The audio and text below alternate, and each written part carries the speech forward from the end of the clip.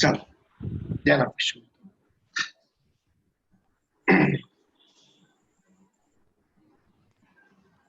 આપણે આજે ભણવાનું છે રીડિંગ ઓફ લેઝર એકાઉન્ટ. મતલબ જે ખાતા હોય છે એને વાંચવાનું, ખરેખર વાંચવાનું એટલે સમજવાનું, બરાબર? જે આપણે ખાતા બનાવીએ છીએ, કેશ બુક બનાવીએ, આમનોંધ બનાવીએ, એ બેઝિક થઈ ગયું. એના પછી આપણે બનાવીએ લેઝર, બરાબર ને? પહેલા આપણે શું કરીએ ખબર છે? General entry.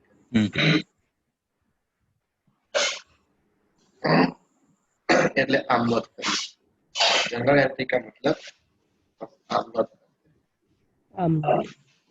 પછી हम बनाते हैं सब्सिडरी बुक. सब्सिडरी बुक मतलब पेटा, राइट? पेटालॉग में हमने पढ़ा है परचेज बुक. परचेज बुक का मतलब खरीद नोट, बरोबर है? परचेज रिटर्न, परचेज खरीद परत, खरीद परत, सेल बुक वेचाण, सेल रिटर्न, सेल्स रिटर्न, वेचाण, बरोबर है? फिर ऐसे हम डेटर्स नोट भी बना सकते हैं, क्रेडिटर्स भी बना सकते हैं, बिल्स रिसीवेबल, बिल्स पेएबल, देवी हुंडी लेनी हुंडी पण बनाई सकते हैं. Then after cash book, then after रोकड़ मिलकत, उसमें भी एक छोटा सा आता है पेटी कैश बुक. पेटी कैश, पेटी कैश बुक का मतलब पेटा रोकड़, पता है ना? ये सब है शुरुआत. उसके बाद हम बनाते हैं लेजर बुक. इसको हम बोलेंगे गुजराती में खाता बही. ओके, ये है ये मेन बुक. अकाउंट्स नो ये मेन बुक होता है.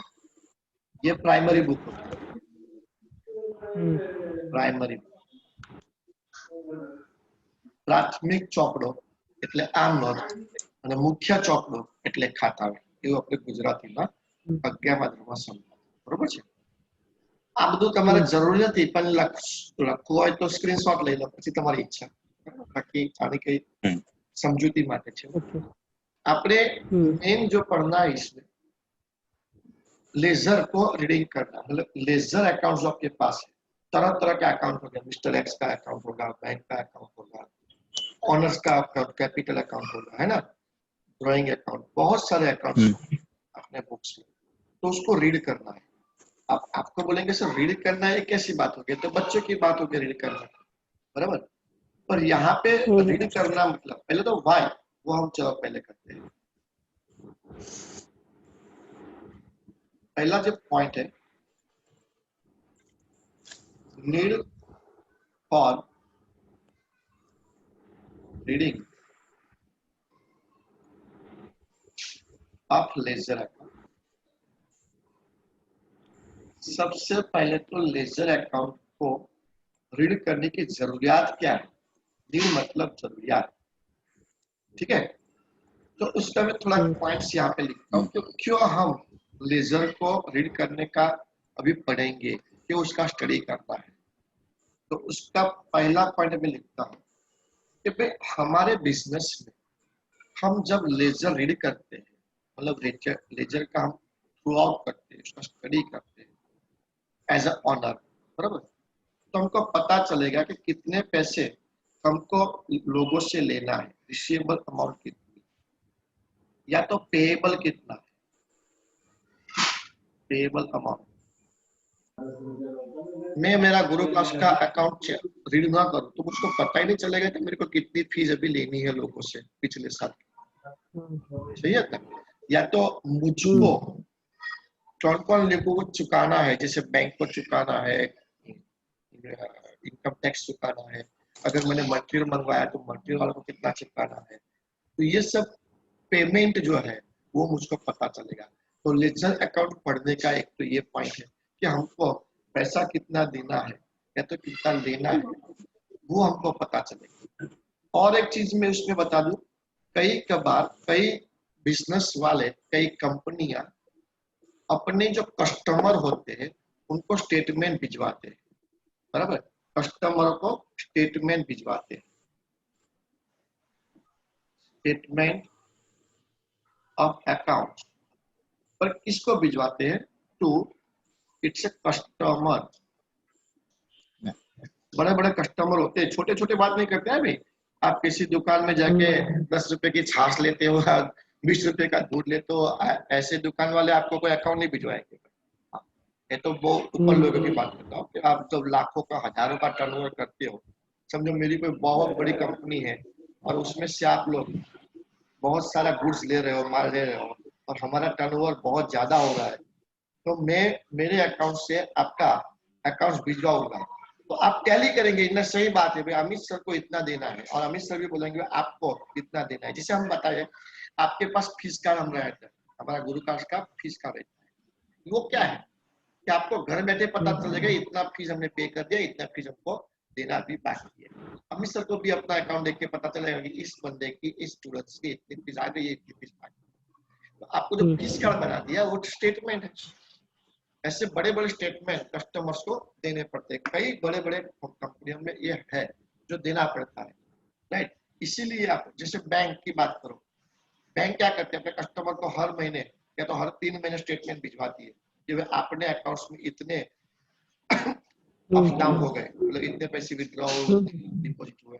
तो एक तो ये पहला पॉइंट समझ में आ रहा है आपका? मेरा हिंदी थोड़ा खराब है, ट्राई करता हूँ। फिर एक टॉप मैनेजमेंट की बात करते हैं। टॉप मैनेजमेंट मतलब जो लोग बिजनेस को या तो कंपनी को चला रहे हैं।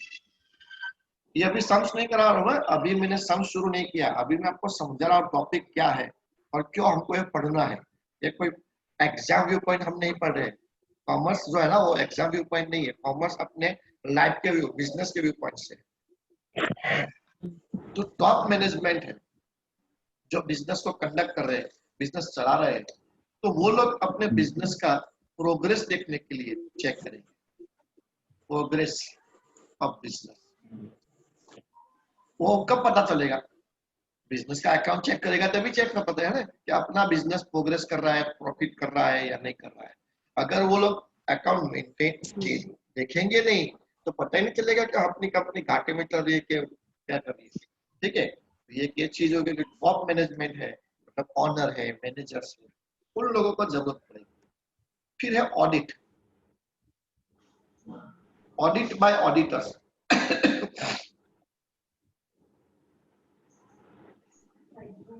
Audit bye auditor. ऑडिट का मतलब गुजराती में बोल तो तपास करवी, चेक करना। और ऑडिटर जो होता है वो चार्टर अकाउंटेंट होता है, सीए, जो आप बनेंगे फ्यूचर में, मुझको पता है, श्रद्धा है, विश्वास है। एक हमारा चार्टर अकाउंटेंट तो अभी से काम पे लग गया, देखो आता ही नहीं लेक्चर में, अभी से वो बिजनेस में लग गए, क्लाइंट को मिलने जाता है, मिस्टर खान।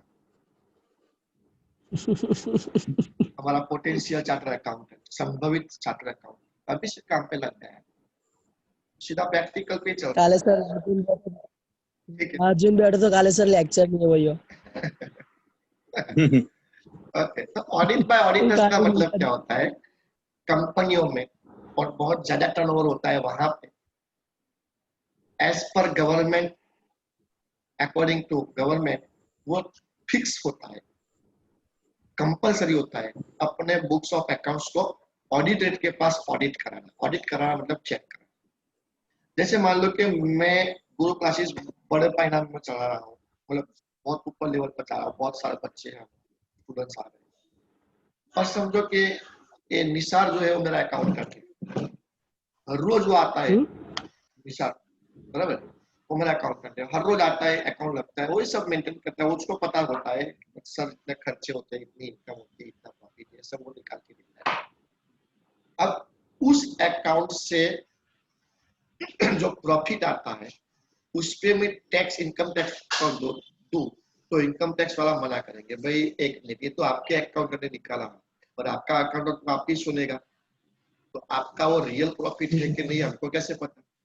तो हम बोलेंगे कि आप चार्टर्ड अकाउंटेंट पे कर जाओ, उनको फीस दो और उनसे अपना बुक्स ऑफ अकाउंट चेक करवा।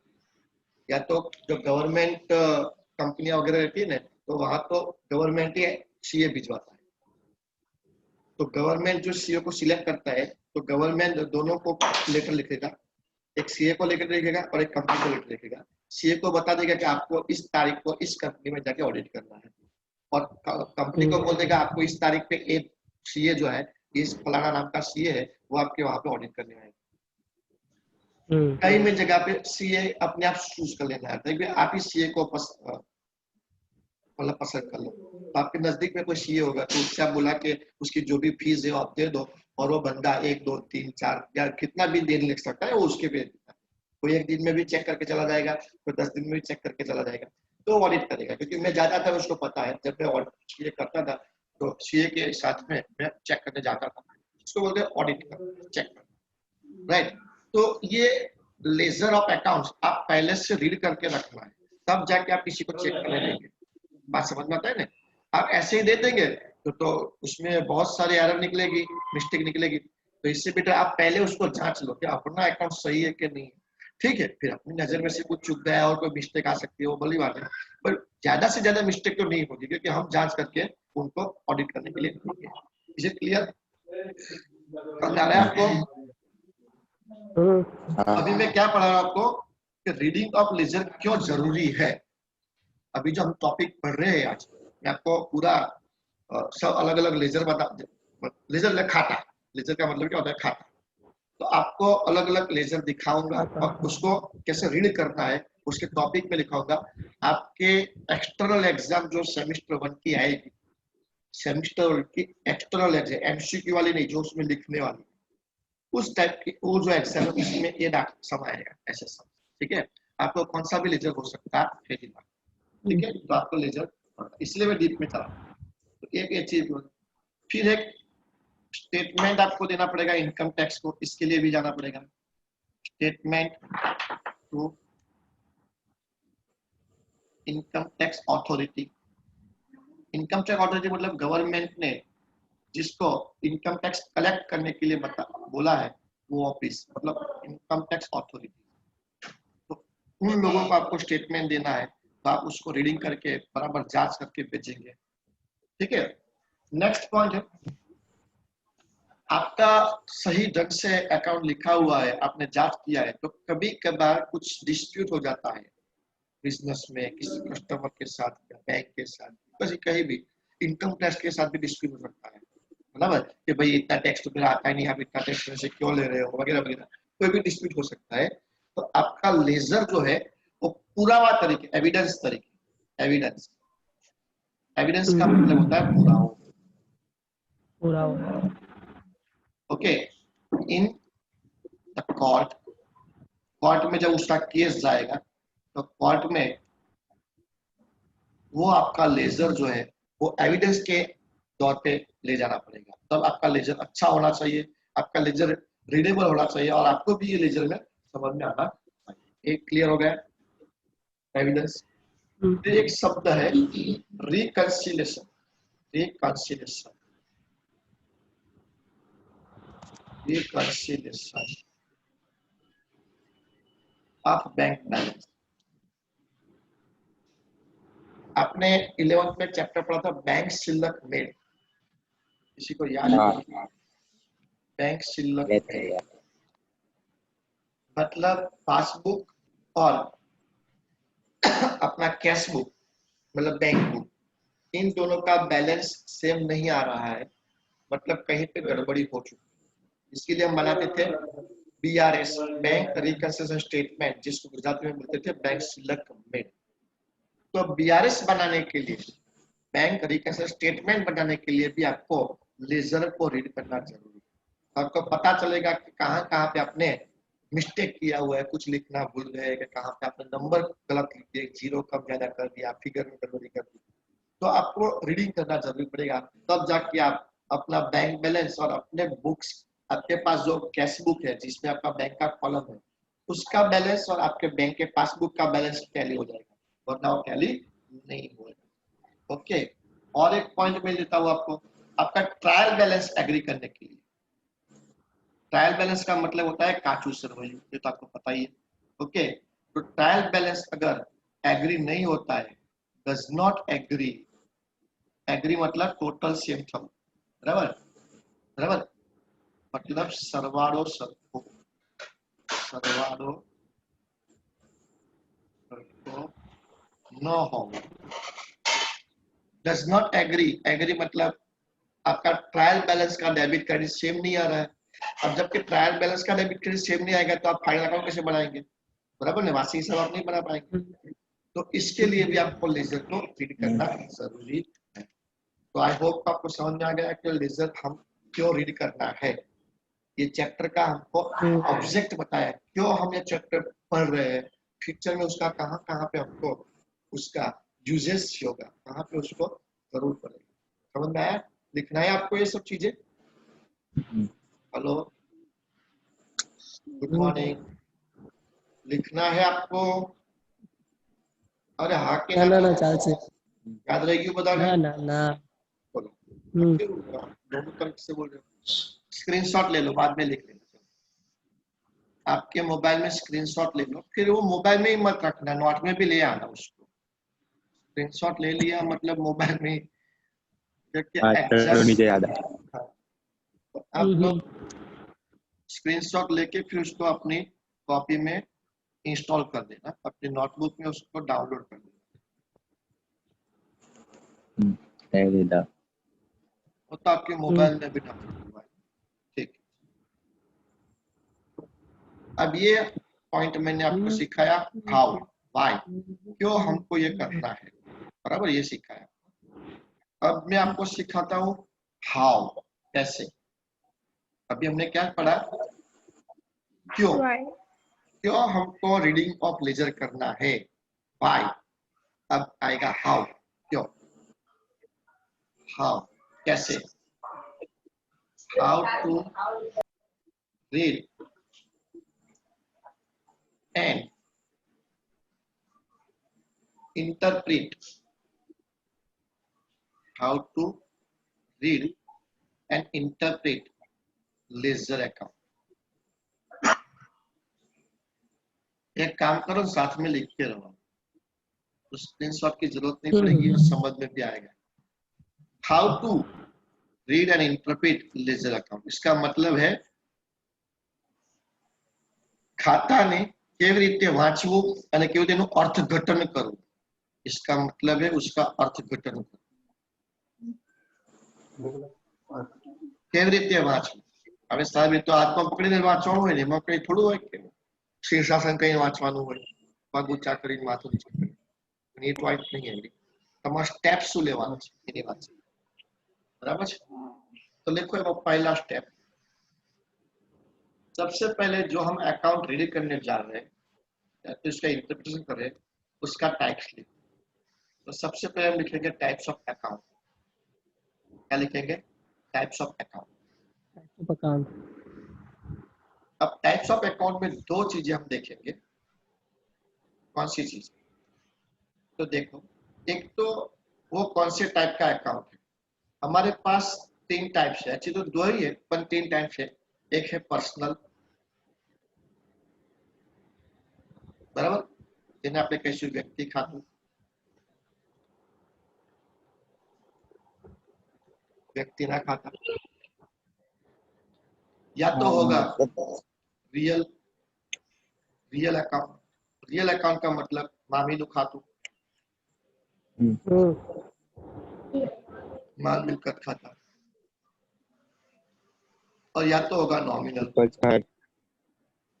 नॉमिनल अकाउंट, उसका मतलब है उपज खर्च खाता, उपज खर्च ना, ये चीज होगी, ठीक है। चल आ रहा है, लिख रहे हो ना साथ में आप? हेलो, साथ में लिख के रहो, बाद में वापस अच्छे अच्छी राइटिंग से वापस भी लिखना और अभी भी लिखो, बरोबर। क्योंकि ये सब चीजें जितनी लिखेंगे तभी आपको प्रैक्टिस में इंग्लिश भी आ जाएगा बढ़िया। तो पहले तो हम क्या करेंगे, जो लेजर आपको दिया है उस लेजर का टाइप्स कौन सा है वो हम लिखते हैं। सपोज मान लो आपको बोला है बिट्टूज अकाउंट, हाँ तो आपको दिया है बिट्टूज कैपिटल अकाउंट, बराबर, और इसका आपको पूरा अकाउंट दिया है। तो सबसे पहले टाइप्स ऑफ क्या लिखेंगे, पर्सनल अकाउंट, व्यक्ति खाता, क्योंकि बिट्टू जो है वो कोई व्यक्ति होगा, बराबर, या तो होगा या तो होगी, ऐसा आपको दिए, ठीक है। तो ये हम लिखेंगे। और एक चीज हम जानते हैं, ये तो मैंने सिर्फ इलस्ट्रेशन दिया था, ऐसे कुछ भी हो सकता है। जैसे परचेज अकाउंट है तो रियल आएगा, फर्नीचर अकाउंट है, मशीनरी अकाउंट है तो भी रियल आएगा, फिर है सैलरी अकाउंट, वेजेस अकाउंट, तो ये सब नॉमिनल अकाउंट्स है, बराबर, तो ऐसा है, ठीक है। फिर हम उसमें और एक चीज इसी पॉइंट में जोड़ देंगे, इसी पॉइंट, यही उसके रूल्स, अप्लाई रूल्स।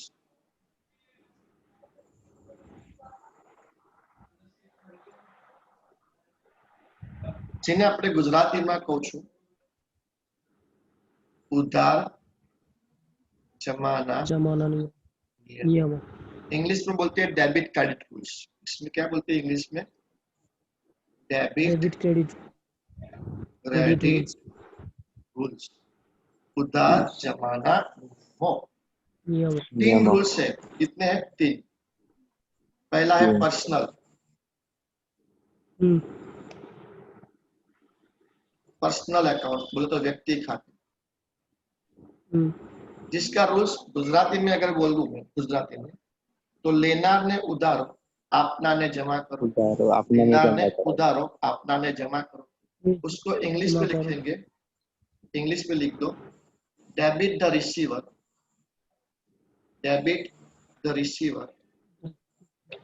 नई लाइन में लिखो, credit the giver, debit the receiver, credit the giver. दूसरा अकाउंट हमारा है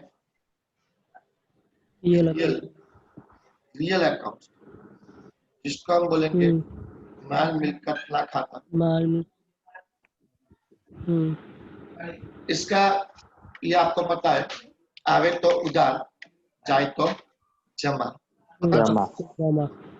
debit comes in, debit what comes in, credit what goes out, debit what comes in, credit what goes out। हो गए। C point, जिसको हम nominal account बोलते हैं, गुजराती में उसको बोलेंगे उपज खर्च खाता। ओके, गुजराती में आपको पता होगा બધા ખર્ચાઓ અને બધા નુકસાનો ઉધાર કરવાના, બધી આવકો અને બધા લાભને જમા કરવાના।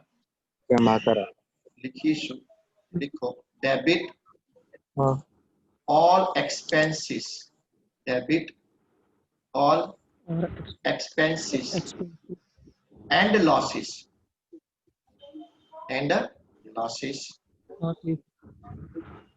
क्रेडिट करेंगे, credit all income and gain,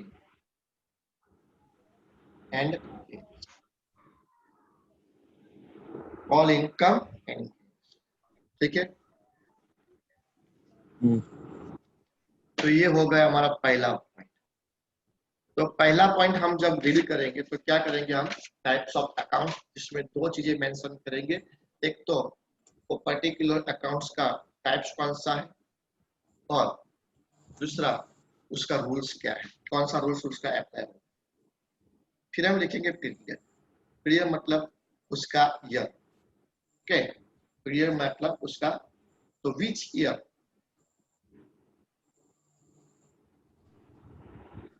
which year, obviously वो अप्रैल टू मार्च में होगा। जैसे अभी जो चल रहा है उसकी बात करूं तो अभी ये पीरियड चल रहा है, बराबर।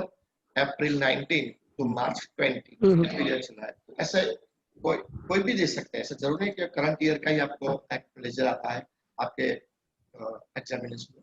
कोई भी साल का आपके पास लेजर आ सकता है, तो आपको ये बताना है कि ये कौन से पीरियड का लेजर है, ठीक है। तो भाई ये पीरियड का लेजर है, और उसमें हम जनवरी टू दिसंबर नहीं लिखेंगे, ऑब्वियस आपको फाइनेंशियल ईयर ही लिखना है, मतलब अप्रैल टू मार्च में ही जाना है।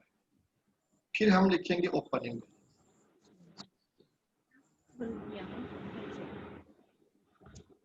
आप सोचेंगे सर ओपनिंग बैलेंस में क्या होता है यार। तो देखो ओपनिंग बैलेंस में चीजें होती है कि जैसे एसेट का अकाउंट है तो उसका डेबिट बैलेंस ओपनिंग होता है, ठीक है। एक्सपेंसेस होता है तो डेबिट बैलेंस होता है, बात समझ रहे हैं? ऐसे तो उसका तो ओपनिंग होता ही नहीं, जो एक्सपेंस होता है ना, इसका तो ओपनिंग होता ही नहीं। मैं आपको लिखवा ही देता हूँ तो आपको दिमाग में बैठेगा, नहीं तो दिमाग में नहीं बैठेगा। ओपनिंग बैलेंस एक तो पहले तो कौन सा होता है, डेबिट होता है क्रेडिट। तो डेटर्स दिया है आपको, समझो मिस्टर एक्स है, समझो यहाँ पे लिखा है मिस्टर एक्स अकाउंट। फिर ये मत लिखना, इसे देखो ये आपका अकाउंट, ठीक है। फिर यहाँ पे इन्होंने लिखा है 1 2 बैलेंस, एक बार फिर दूसरा सब चीजें दिया। और ये ओपनिंग बैलेंस जो है वो डेबिट में दिया है। तो ये जो बंदा है मिस्टर एक्स, वो हमारा डेटर्स है, एक क्रेडिटर्स है, वो निकालना पड़ेगा। तो भाई डेबिट बैलेंस है तो ऑब्वियसली वो 99% हमारा डेटर्स ही होगा, क्योंकि हमारे एसेट है, हम उससे पैसा मांगते हैं। पर मान लो इसका यहाँ पे ये नहीं है, ओपनिंग नहीं, और यहाँ पे है बाय बैलेंस, मतलब ये बंदा हमसे पैसा मांग रहा है, इसका मतलब ये क्रेडिटर्स हो गए। तो मिस्टर एक्स जो है उसका ओपनिंग बैलेंस हमको पता चलेगा कि हमारा डेटर्स है कि क्रेडिटर्स। तो ओपनिंग बैलेंस का यहाँ पे थोड़ा मायना रखता है ज्यादा। ओके, तो एक तो ये लिखते हैं ओपनिंग।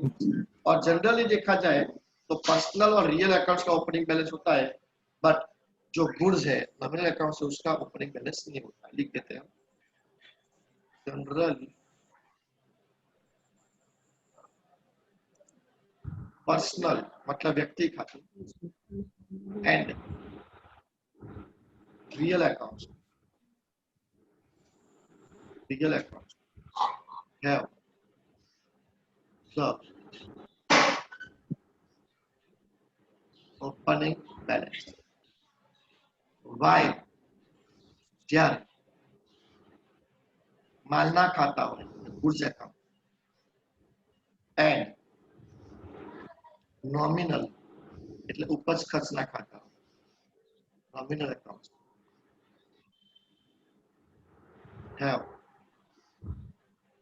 no opening balance.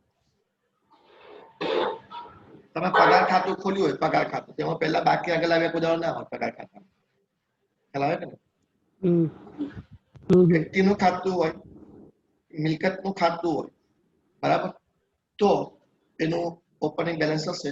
પણ ખરીદ ખાતું હોય, વેચાણ ખાતું હોય, ખરીદ પરત હોય, કે આ બધા ખાતા બંધ થઈને છે ને ટ્રેડિંગમાં જતા રહે કાં તો પ્રોફિટ એન્ડ લોસમાં જતા રહે, એટલે એ લોકોના ઓપનિંગ બેલેન્સ હોય.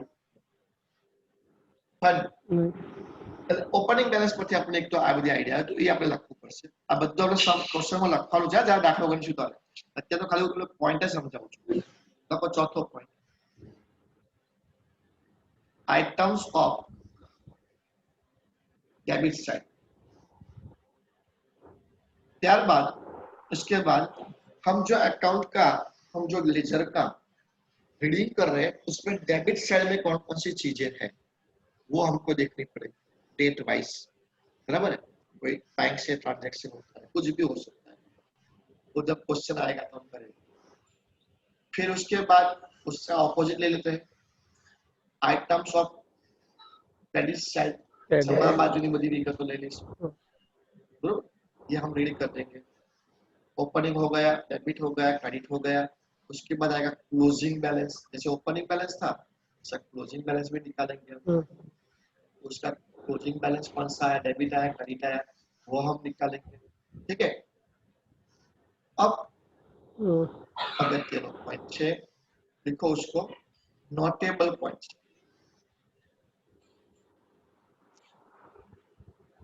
नोटेबल पॉइंट्स का मतलब है नोंदनीय मुद्दों मतलब क्या सर अगर आप किसी का लेजर रीड कर रहे हो और आपको कुछ उसमें नोटेबल मतलब स्पेशली के जुआ मरे तुमने जैसे मान लो आपका कोई कस्टमर है मिस्टर एक्स जो आपसे गुड्स ले रहा है माल ले रहा है और सामने वो पैसा देते रहा है जैसे आपका गुड्स देते रहते हो फ्रीक्वेंटली ऐसा फ्रीक्वेंटली वो चेक भी देता रहता है मतलब वो रेगुलर पेमेंट है रेगुलर वो पेमेंट है बट आपने देखा तो कई 2-3 महीने से उसका पेमेंट रेगुलर नहीं हो रहा है 2-3 महीने से उसका पहले आपके साथ तो वो सालों से बिजनेस कर रहा है मतलब सालों से आपका गुड्स ले रहा है कभी भी उसका कोई कंप्लेन नहीं आया उसका भी आपका कंप्लेन नहीं आया आपको भी उसका कंप्लेन नहीं आया वो अपने आप पैसा देता रहता है आपको भी सेटिस्फाइड हो गया अच्छा कस्टमर हो गया पर आपने देखा जब रीड करते हो तो उस बंदे का पिछले 2-3 महीने से पेमेंट रेगुलर नहीं आ रहा है तो ये जो रेगुलर पेमेंट नहीं आ रहा है वो आपको उसके लेजर से पता चला उसके अकाउंट से पता चला वो आया है नोटेबल उसको बोलते हैं नोट उसको नोट करो कि भाई मिस्टर एक्स जो हमारा कस्टमर है जिसको हम इतना गुड्स देते रहते हैं उसका अच्छा सा पेमेंट आ रहा था तो अभी 2-3 महीने से उसका पेमेंट बहुत फ्लक्चुएट हो रहा है आता है नहीं आता है ऐसा हो रहा है तो क्या उसका कुछ इकोनॉमिकल पोजीशन देखना पड़ेगा कि उसका धंधा बंदा बैठ तो नहीं गया ना कि वो कोई अलग धंधे पे नहीं चला गया ना तो उसको बोलते हैं नोटेबल पॉइंट्स या तो फिर आगे फ्यूचर में उसके साथ कैसे ट्रांजेक्शन करना है कि नहीं करना है वो आपको दिमाग में रखना है तो इसको बोलते हैं नोटेबल समझ में आया आपको नोटेबल पॉइंट क्या बोलते हैं ये तो जैसे एक इलस्ट्रेशन दिया मैंने आपको आज कुछ भी हो सकता है बट ऐसा आ सकता है ऐसे उसको notable points is it clear फिर एक दूसरा लिखो डिफेक्ट या तो फिर इरेगुलरिटी अब सर ये नया चीज क्या है डिफेक्ट डिफेक्ट मतलब भूल एरर ओके तो हम जब अकाउंट्स पढ़ते हैं हमारा अकाउंट है किसी को का अकाउंट पढ़ता आपको बोला ओके तो और एक चीज है डिफेक्ट डिफेक्ट मतलब एरर तो इसका मतलब क्या आपको समझाता हूँ कि आप लोग जो है वो अकाउंट पढ़े लिखे तो आप अपना ही अकाउंट अगर रीड कर रहे हो या किसी ने आपको अकाउंट बोल दे दिया कि आप पढ़े लिखे हो आप कॉमर्स ग्रेजुएट हो अकाउंट आपको जानता है तो हमारा अकाउंट आप थोड़ा देख लो चेक कर लो या तो आप सीए बन गए हो और सीए बनेंगे तो आपको यही काम करना है रीड करना है राइट आपको अपने क्लाइंट के अकाउंट में कहाँ डिफेक्ट दिखता है डिफेक्ट मतलब क्या कि जो अकाउंट्स के प्रिंसिपल्स है रूल्स है जैसे अभी एक रूल्स देखा हमने डेबिट का एक रूल्स वो प्रिंसिपल्स या रूल्स उन्होंने अप्लाई नहीं किया है वो जगह आपको मिलेगी हमने आपको 11th में पढ़ा था भूल सुधारना नोट रेक्टिफिकेशन एरर राइट इसमें बहुत सारी हमने भूल देखी थी जैसे प्रिंसिपल एरर मतलब सिद्धांत नहीं भूल प्रिंसिपल एरर का मतलब क्या होता है सिद्धांत नहीं भूल मतलब मशीनरी है मशीनरी को हमने इंस्टॉल करवाया मतलब एक जगह पर मशीनरी गुठवाई तो उसका जो वेजिस है मजदूरी है वो हम अगर वेजिस अकाउंट में डेबिट कर देते तो गलत हो जाएगा वो वेजिस को मशीनरी अकाउंट में ही डेबिट करना है उसको हम वेजिस अकाउंट में डेबिट नहीं करेंगे ये एरर प्रिंसिपल सिद्धांत नहीं भूल तो ऐसी हम एरर अगर आपको दिखती है अपने लेजर में या तो किसी के लेजर में तो हम डिफेक्ट उसको बनाएंगे वो ये डिफेक्ट चीज है आपने यहाँ पे गलती या तो मतलब depreciation SLM method straight line method मतलब सरकाप्ता पद्धति, और WDV return down value method मतलब घटती जती बाकी पद्धति। तो हमको ये पता होना चाहिए कि भाई ये मशीनरी है तो उस पे SLM आएगा, ये उस पे WDV आएगा, उस पे आएगा, उसमें 10 मेथड है डेप्रिसिएशन। कितनी मेथड है? 10। आप लोग तो 2 ही मेथड पढ़े हुए हो, एक SLM मेथड पढ़े हुए सरकाप्ता पद्धति और दूसरा WDV घटती जती बाकी। तो और भी 8 मेथड्स है। तो कौन सी जगह पे या तो कौन से बिजनेस में या तो कौन से एसेट पे कौन सी डेप्रिसिएशन लगता है, कौन सी मेथड लगती है, वो सही होना चाहिए। अगर उन्होंने गलत डेप्रिसिएशन लगा दिया है तो भी आप उसमें डिफेक्ट निकाल सकते हो कि भाई आपके लेजर में डिफेक्ट है। क्यों सर? क्यों आपने डेप्रिसिएशन का मेथड गलत लगा दिया है यहाँ। ठीक है, तो ये हो जाएगा डिफेक्ट। तो ये आपको समझ में आया। और लास्ट पॉइंट सजेशन। आपने पूरा लेजर रीड कर लिया, या तो खुद का था या तो किसी और का था, तो आपको सजेशन देना पड़ेगा कि ये सब चीजें हैं जो आपने इसमें एडॉप्ट नहीं किया है, तो आपको चेंज करना पड़ेगा, उसको आपको सुधारना पड़ेगा। तो आपको कहाँ कहाँ पे उसका सजेशन करना है तो आपको उसको बता देना कि ये सजेस्ट करना है कि भाई ये चीजें हैं। समझे आए? सजेशंस देना है आपको। अच्छा है, बहुत बढ़िया है, तो सजेशन नहीं दो। सजेशन देना ही कंपलसरी नहीं है, बट जहां पे लगता है कि यहाँ पे बहुत सारी नोटेबल पॉइंट से बहुत सारे डिफेक्ट्स आ रहे हैं तब उसको सजेस्ट कर सकते हैं। तो मेरे ख्याल से आपको समझ में आ गया। ठीक है, ये पॉइंट्स लिख लिया सब पॉइंट्स आपने। तो अभी हम क्वेश्चन करने जा रहे हैं इसीलिए। ओके, तो हम क्वेश्चन चालू करो। अभी 15 मिनट बाकी हो जाएगा एक क्वेश्चन बढ़िया सा। राइट, ठीक है, चलो फिर। चलो, ये हमारा क्वेश्चन है पहला वाला। अवनी कैपिटल अकाउंट मिला आपको? अवनीश कैपिटल अकाउंट्स, ठीक है। डेबिट क्रेडिट दिया है, date particular rupees, date particular rupees दिया है, और उसका ओपनिंग बैलेंस अप्रैल में देखो यहाँ इस तरफ है क्रेडिट में, बैंक अकाउंट है 80,000, फर्नीचर स्कूटर बैंक, सामने ड्राइंग है, बैलेंस है। ठीक है, ये बस उतना क्वेश्चन है, ये मत पढ़ो आप। ये यहाँ से बस इसके ऊपर इसके नीचे भी मत पढ़ो, ये इतना ही क्वेश्चन है आपका। ठीक है, क्वेश्चन आपका इतना ही है। तो भैया हम इसको कैसे रीड करेंगे? आपने देख लिया सबने, आपके मोबाइल में भी है आपके पास। ओके, तो सॉल्यूशन लिखना स्टार्ट कर दे। देखो सॉल्यूशन, सॉल्यूशन स्टार्ट करते हैं। यहाँ पे मैं लिखता हूँ सॉल्यूशन।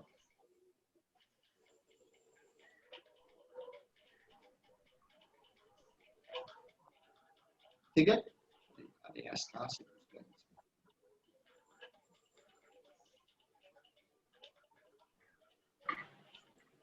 डन।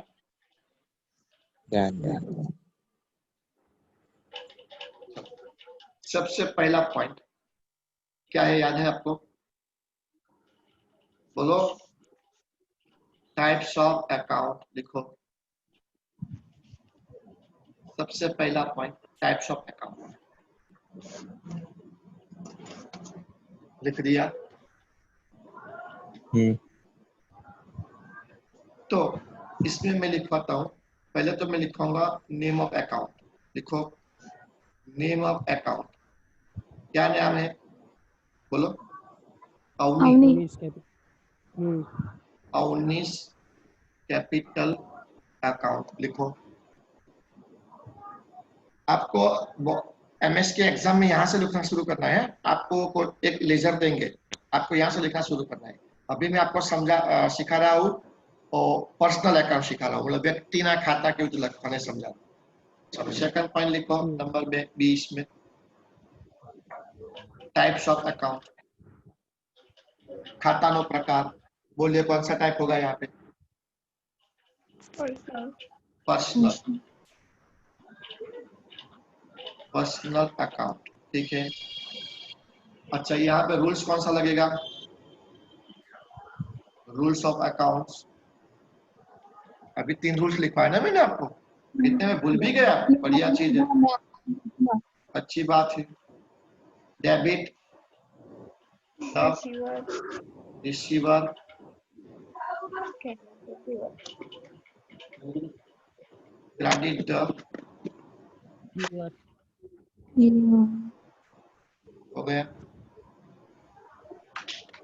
ये आपका पहला पॉइंट खत्म हो गया। ध्वन समझ में आया आपको पहला पॉइंट? तो जब मैं आपको पर्सनल अकाउंट देता हूं तो आपको इतना चीजें लिख देना है। कल जाके मैं आपको मिस्टर एक्स का अकाउंट बोल दिया, मिस्टर वाई का अकाउंट बोल दिया, बिट्टो का अकाउंट बोल दिया, तो आपको ये सब चीजें लिखनी है। ये आपका पहला पॉइंट खत्म हो गया। एग्जाम में लखो पड़से दो भैया, तो इसी का तो आपको मार्क्स देंगे। आप वहां तो हाँ। 100 बेंच पर खड़े होकर बोल देंगे सबके सर में सब बोल देता हूँ, आपको तो लिख के ही देना पड़ेगा। चलो बढ़िया है। केतन की आज क्या होगा? चाय वाय पी नहीं केतन? क्या खाना वाला नहीं खाया क्या? ना मन लगे दाखला હોય ને એવું કરવાનું। अरे ये भाई यही तो दाखला है। हेलो बोलो। तो कब से काम मैं उर्दू में समझा रहा हूँ, उसका मतलब मेरे को हिंदी नहीं आई ऐसा आपको समझ में आया? बाप, आज तो मेरे को खाना अच्छा नहीं लगेगा कि मेरी हिंदी इतनी खराब है कि बच्चा समझ ही नहीं पा रहा है। चलो दूसरा पॉइंट लिखो, पीरियड। पीरियड तो हम देखते हैं हमारा, देखो 2018 का है, देखा शुरुआत है 1 अप्रैल 2018 और एंड है मार्च 19। बस सही है ना? हाँ, तो यही चीज हम लिखते हैं। बढ़िया, लिखो गिवन अकाउंट, पूरा लिखना है, बस माहौल बनाना है बैठे बैठे, ऐसे कुछ है ही नहीं यहाँ पे। Is for 1 accounting period. अब आप बोलेंगे सर 1 क्यों लिखवाया? तो कई कबार इतना बड़ा अकाउंट है ना, इसमें 2-3 साल घुस जाते हैं। शुरू होता है 1 अप्रैल 2018 में और खत्म होता है 31 मार्च 20 में, तो 2 साल घुस जाएंगे उसमें, बराबर है? तो यहाँ पे मैंने बताया 1 अकाउंट, 1 अकाउंटिंग पीरियड है, 1 अकाउंटिंग पीरियड। डेट इज का मतलब, डेट इज पूरा नहीं लिखना है, आई और ई और दोनों स्मॉल लेटर में लिखना है, I.E। इसका हम रीड करते हैं डेटिस, और गुजराती में बोलते हैं एटले के, उसको क्या बोलते हैं? एटले के। I.E इसका मतलब होता है डेटिस, एटले के। फ्रॉम 1 अप्रैल 2018 to 31 मार्च 2019। ऐसा लिख, डेट आपको ऐसा लिखने का तरीका अच्छा रहेगा। मैं चाहता तो आपको ऐसा भी लिख सकता ऐसा, पर आपको इतना अच्छा शो करना है कि एग्जामिनर मजबूर हो जाए आपको मार्क्स देने के लिए, बराबर? वो भले गुस्से में हो जैसे आप लोग रहते हो, बराबर, पर वो आपका लिखावट देख के ऐसा लगे कि बच्चे ने कुछ मेहनत किया है, तो आपको मार्क्स देने में थोड़ा मजबूर हो जाए। ठीक है, तो ये दूसरा पॉइंट तो आपको समझ में आ गया? हेलो, थर्ड पॉइंट पे जाते हैं जो कि है ओपनिंग बैलेंस। ठीक है, अब एक मिनट, ये आज मैंने रिकॉर्ड किया है वो है जो नहीं पाए, इनके लिए सेवा कर रहे हैं। आज कौन सी तारीख है? 7 ना 6? 7 ठीक। तो अपना एक अवनी जो है ना, वो साल ऑनर हो गई, जिसने बिजनेस स्टार्ट किया होगा, इसलिए पहले उसने बैंक में 80,000 का अकाउंट, मतलब ये सब कैपिटल है। ऑनर जो लाता है ना, कभी उसने पैसा लाया, फर्नीचर लाई, स्कूटर लाई, और पैसा कम पड़ गया तो लाई, फिर उसने ड्राइंग भी किया हुआ है, देखा? तो इसके हमको पता चलेगा कि अवनी जो है ना, वो बैंक अपने बिजनेस की ऑनर है, और ऑनर जो होती है कैपिटल अकाउंट्स, वो कैपिटल लेके आती है, तो कैपिटल का जो ओपनिंग बैलेंस होता है वो जनरली क्रेडिट। ठीक है, तो यहाँ पे कैपिटल अकाउंट है, इस वजह से हम पढ़ने जाएंगे। देखो, normally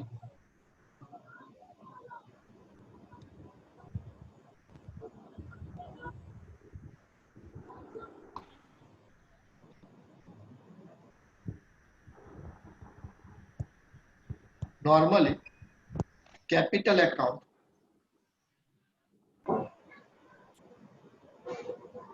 has an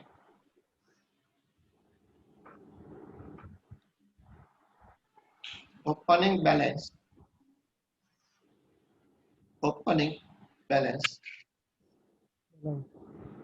at credit side या तो क्रेडिट बैलेंस ऐसे भी लिख सकते हो, या तो आप लिख सकते हो क्रेडिट बैलेंस। ओके, अब अपने अकाउंट्स की बात करिए तो in the given account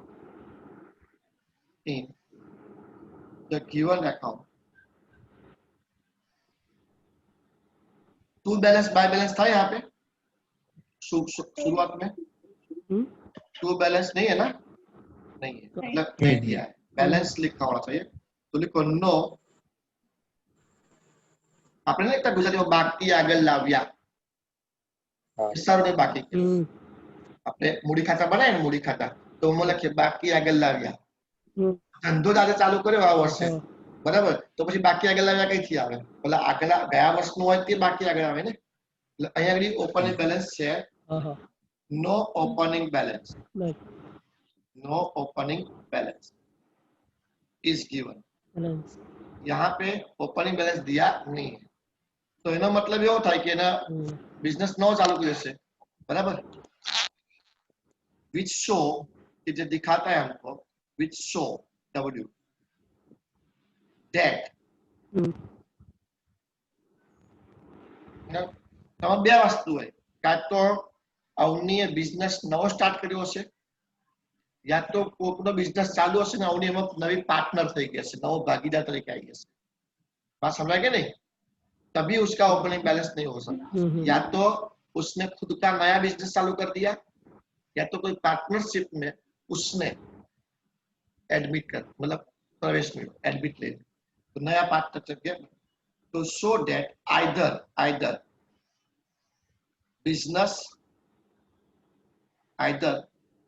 business is newly started, या तो नવો बिजनेस चालू કર્યો હશે, और नहीं तो પછી બીજી વસ્તુ, और Avani is taken into partnership firm, भागीदारी पेढ़ी, taken into partnership firm as a new partner, कोई भागीदारी पेढ़ी में नवा भागीदार तरीके તેને લીધી હશે, is taken એટલે લેવાયેલી હશે, કાં તો એનો પોતાનો બિઝનેસ નવો ચાલુ કર્યો હશે, કાં તો પછી એને કોઈ પાર્ટનરશિપ ફર્મમાં નવા ભાગીદાર તરીકે લેવાઈ હશે। એક બે દાખલા તમે કેપિટલ એકાઉન્ટમાં કરશો એટલે તમને આ બધા પોઈન્ટ્સ મળે।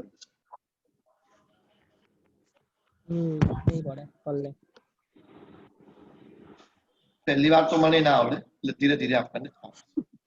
ચોથો point, item on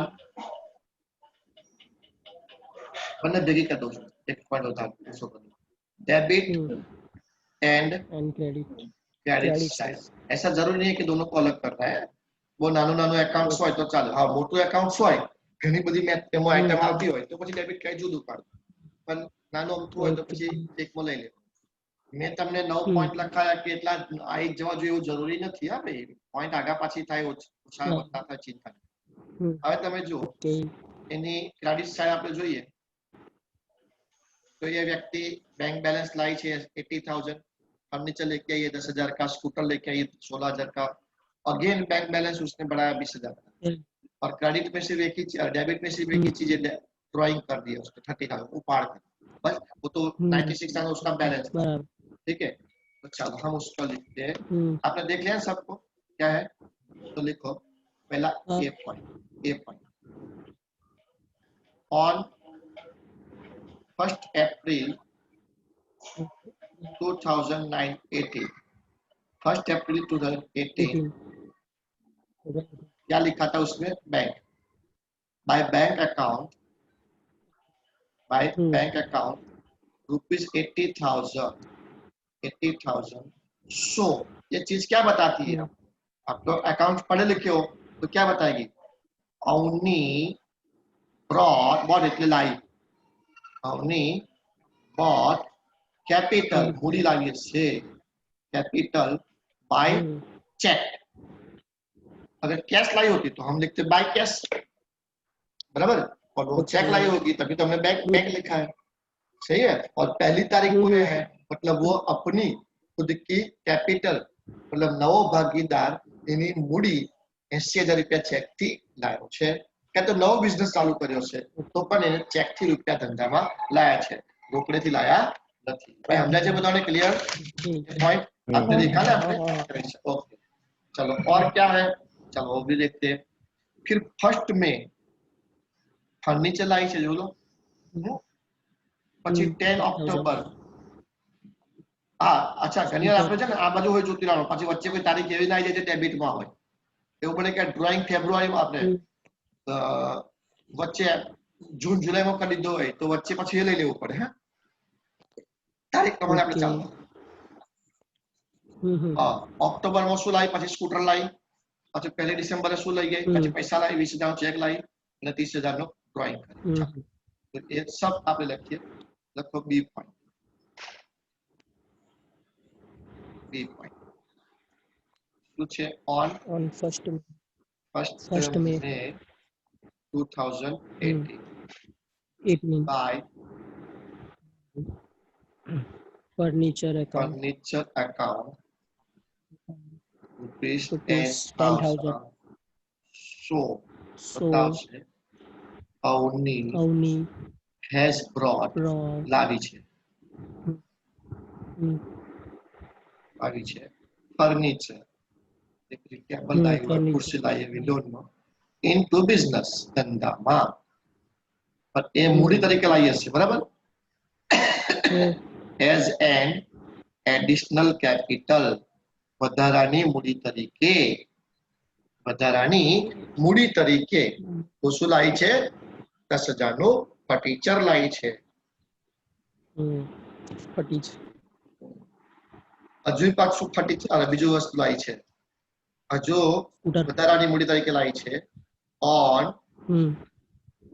10th October 18 બરાબર by scooter account rupees 16,000 16,000 નું સ્કૂટર સેકન્ડ હેન્ડ લાયા છે સ્કૂટી બૂટી જેવું કંઈક લાવ્યા। સો એ શું બતાવે છે? Avani has brought scooter into business as an additional n એટલે પેલો આર્ટિકલ લગાવ્યો છે એડિશનલ નો એ છે ને આગળ એટલે તો આગળ એન આર્ટિકલ આવશે।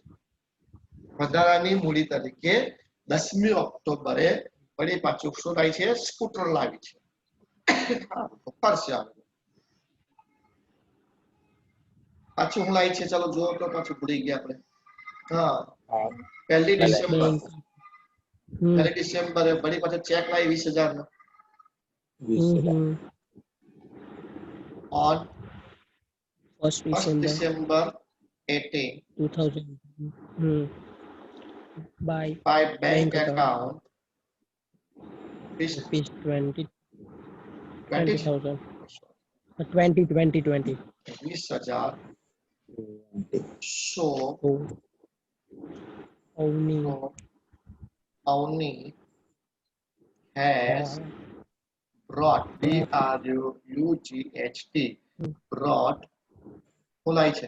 ચેક લાવી છે ને કેપિટલ બાય ચેક કેપિટલ અરે એડિશનલ કેપિટલ લખવાનું ભૂલી ગયો સાસ એડિશનલ કેપિટલ બાય ચેક ચેકનો સ્પેલિંગ માં સી જો CHEQUE આવો આવશે बिना चेक आउ तो लक्ष्य आ चेक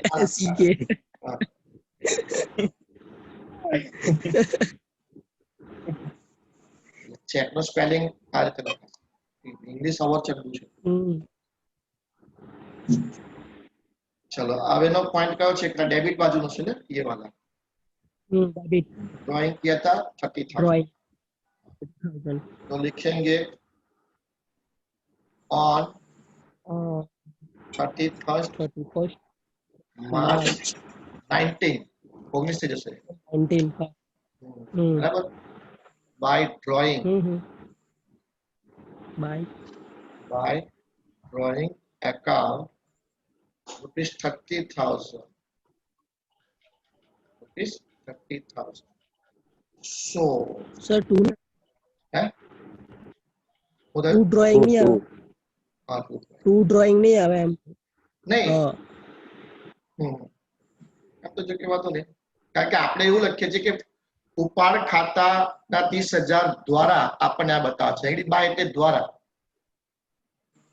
આપણે એકાઉન્ટમાં લખીએ ને તો તું લખવાનું પણ આગળ આપણે સમજાવીએ છીએ ગુજરાતીમાં so okay okay done done withdrawal ઉપાડ withdrawal of અવનીનો ઉપાડ બતાવે છે from business ધંધામાંથી 30,000 નો ઉપાડ બતાવે છે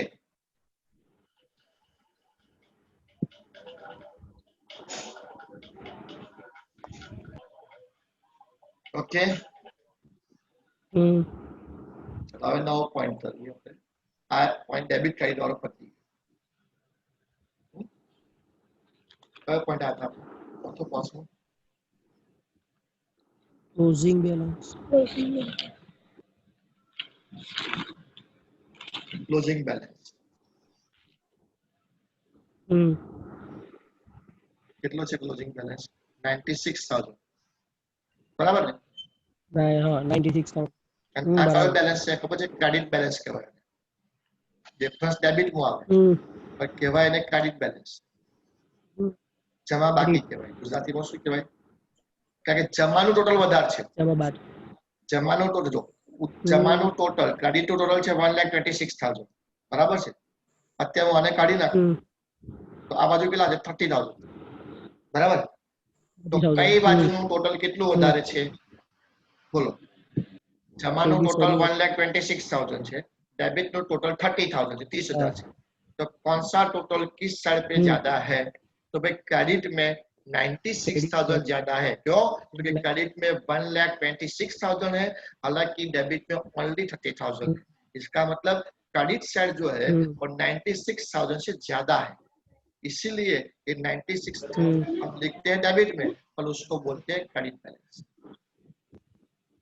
समझे आने શું કહેવાય જમા બાકી ક્રેડિટ બેલેન્સ કહેવાય છે આ ધ્યાન રાખજો ठीक है तो हम लिखते हैं उसका बैलेंस अच्छा ये क्रेडिट बैलेंस से मतलब धंधा માટે દેવું કહેવાય ધંધા માટે શું કહેવાય દેવું કોના પ્રત્યેનું માલિક પ્રત્યે મૂડી જે છે મૂડી કેપિટલ એ ધંધા માટે દેવું છે માલિક માટે ભલે ધંધા માટે દેવું છે મેં મારા ગુરુ ક્લાસની અંદર અમુક રૂપિયા ઇન્વેસ્ટ કર્યા હોય as a furniture cash et cetera તો એ ગુરુ ક્લાસ માટે દેવું છે કોના પ્રત્યેનું મારા પ્રત્યેનું મારે મારા માલિકને આ દેવું ચૂકવે લખો on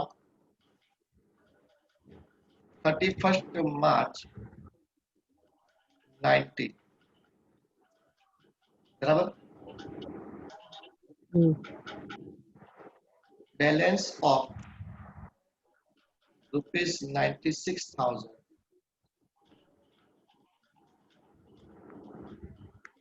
in capital account shows thumbs એટલે કે પેઢી debt એટલે દેવું towards અવની તરફ એટલે અવની ધંધા પાસે 96,000 માંગે છે આખરની મૂડી એવું કે લેવા નથી કે અવની એ તો ધંધામાં જ રાખવાની છે બટ દેવું છે થઈ ગયો ચલો આગળ 6 point. Notable points. हाँ लखो Notable points. નોટેબલ પોઈન્ટ્સ આમાં નોંધવા જેવા કોઈ પોઈન્ટ તમને દેખાતા હોય તમને થોડે નહીં દેખાય કારણ કે તમે પહેલી વાર જોયો છો તો લખો હું તમને બતાવું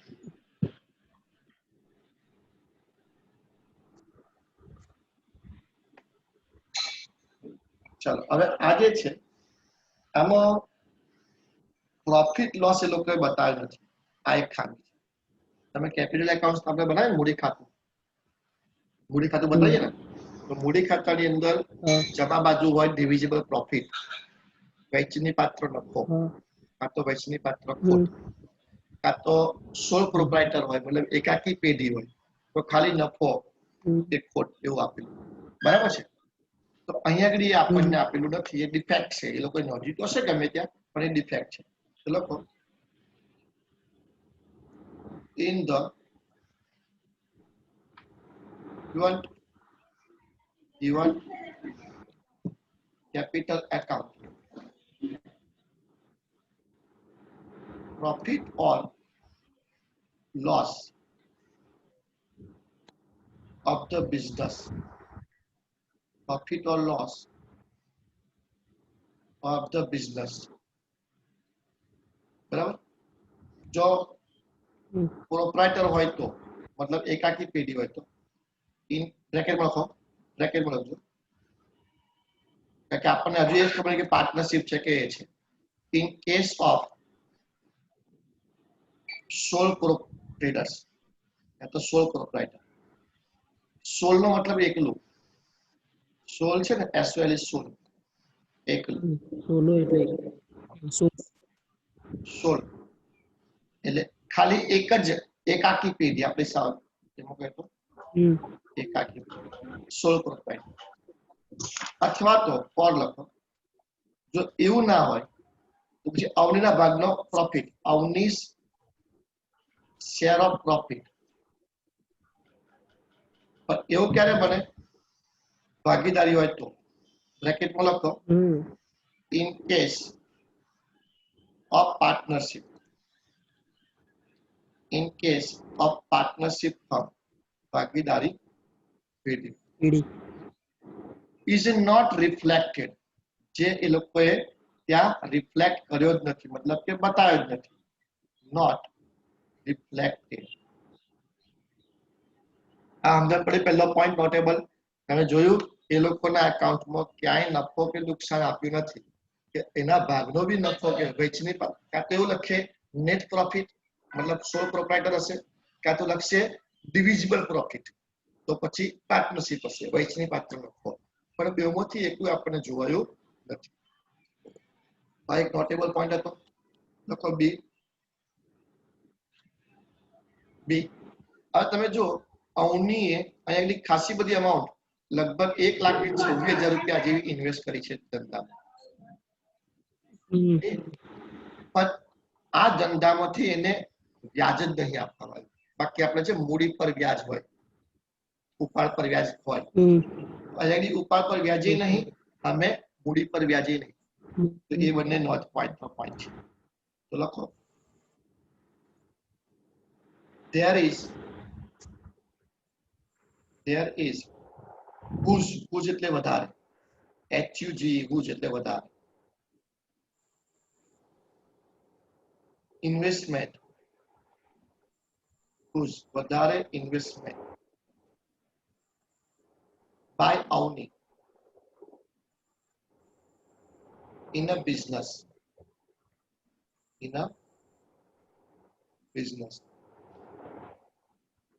બરાબર but interest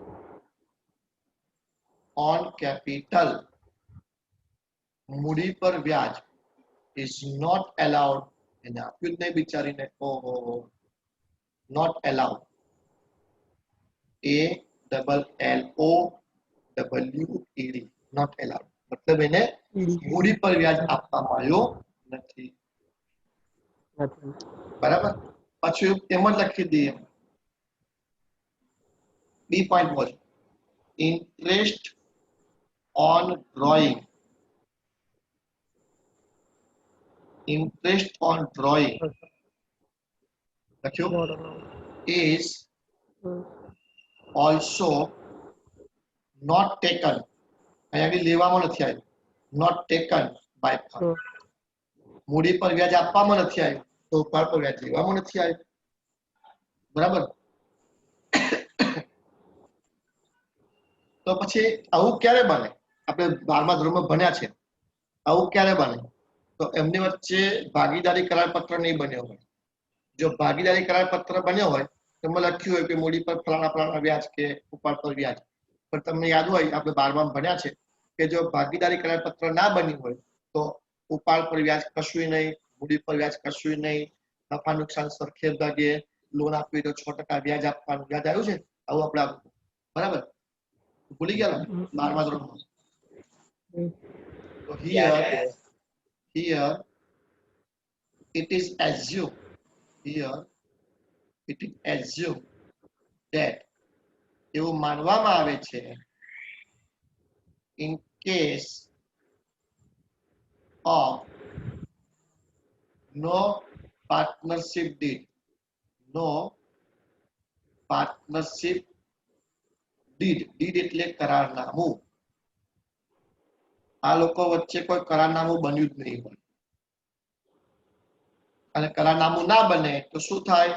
તો કે જે જોગવાઈ કરી હોય ભાગીદારી કાયદામાં એ લાગુ પડી જાય છે. અને એમાં શું લખ્યું છે?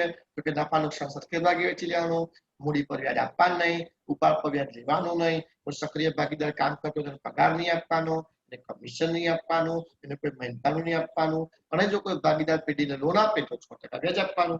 બરાબર ને?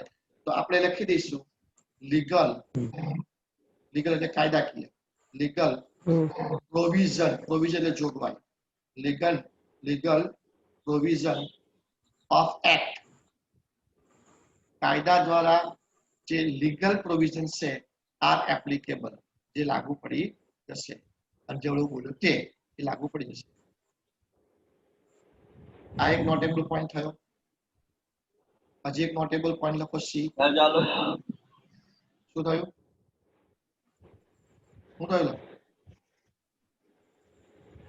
લખો પાઉન્ડની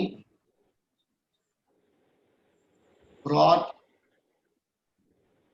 a furniture and a scooter into a business. Generally, માલિકો કેશ જ લાવતા મોટા ભાગે, પણ અહીંયા આગળ ફર્નિચર અને સ્કૂટર પણ લાવી છે. બરાબર. આ એક નોટેબલ પોઈન્ટ કહેવાય. અને આપણે તો લખવાના જ છે નોટેબલ, આપણે તો જે વધ્યા તે. તમને એવું થાય કે સ્કૂટર એ લાવી એમાં શું લખવાનું, પણ આપણે લખવા, આપણે તો માર્ક્સ લેવા માટે લખવાનું. Hmm. 7મો પોઈન્ટ. હવે આમાં ડિફેક્ટ તો કશું કાઢવી નહીં, બધું આમાં લખી નાખ્યું. આપણે લખી દો છેલ્લું સજેશન અથવા તો ઓપિનિયન. ગુજરાતીમાં કહો તો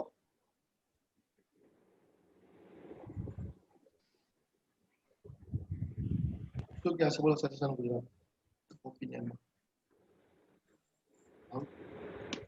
સલાહ. સલાહ. પછી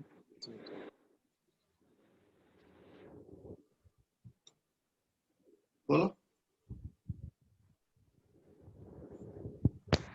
સજેશ અભિપ્રાય. યાર આવું કેવું તમારું? શુદ્ધ ગુજરાતીનો અભિપ્રાય. ચલો અભિપ્રાય આપી દઈએ. લખો તમે નંબર 1. ગુજરાતી ગ્રેજ્યુએટ છો, અમે નહીં. તો હું કઈ ઇંગ્લિશ નું થયો છું. લખો અવની. ના, પણ તમે ગ્રેજ્યુએશન કર્યું, અમે નહીં કર્યું. જો આ સજેશન લખીએ સાઉન્ડ ફાઇનાન્શિયલ પોઝિશન. પણ તમે કરશો ને આગળ.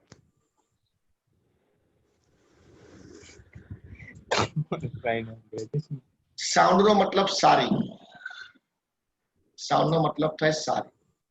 એટલે એકાઉન્ટ પરથી આપણને એક જોવા મળ્યું કે અવનીની આર્થિક સ્થિતિ બહુ સારી છે, એટલે કે 1.25 લાખ રૂપિયા લાવી છે ધંધામાં, 1,26,000. Hmm.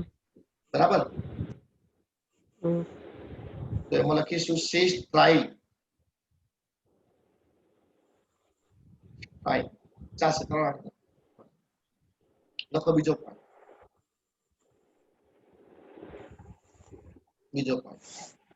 ઇન્ટરેસ્ટ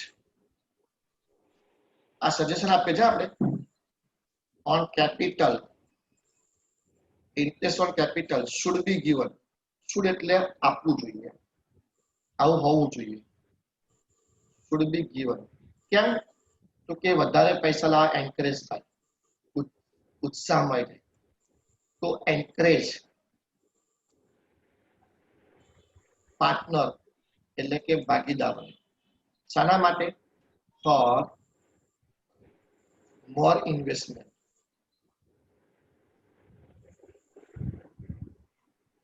જો વ્યાજ નથી આપતા તો એ 1.25 લાખ રૂપિયા લાવે છે, તો વ્યાજ આપતા હોય તો કદાચ એવું થાય કે ભાઈ બેંકમાં મારે પૈસા મૂકવાના કરતા લાવો બિઝનેસમાં ઇન્વેસ્ટ કરી દઉં, તો વધારે ફાઇનાન્સ એ બિઝનેસને આપશે, એન્કરેજ થશે. તો એને આપણે વ્યાજ આપીશું. આ સજેશન આપીએ. બરાબર છે? આગળ લખો. શેર ઓફ પ્રોફિટ યા તો loss of business should be given.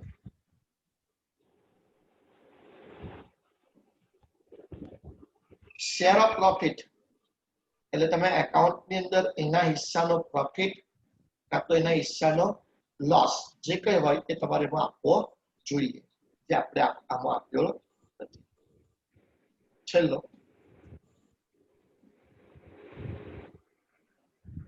it should be clarified. It should be clarified. સ્પષ્ટતા કરી દેવી જોઈએ. શું કે ભાઈ આ સોલ પ્રોપ્રાઇટર છે કે પાર્ટનરશિપ છે?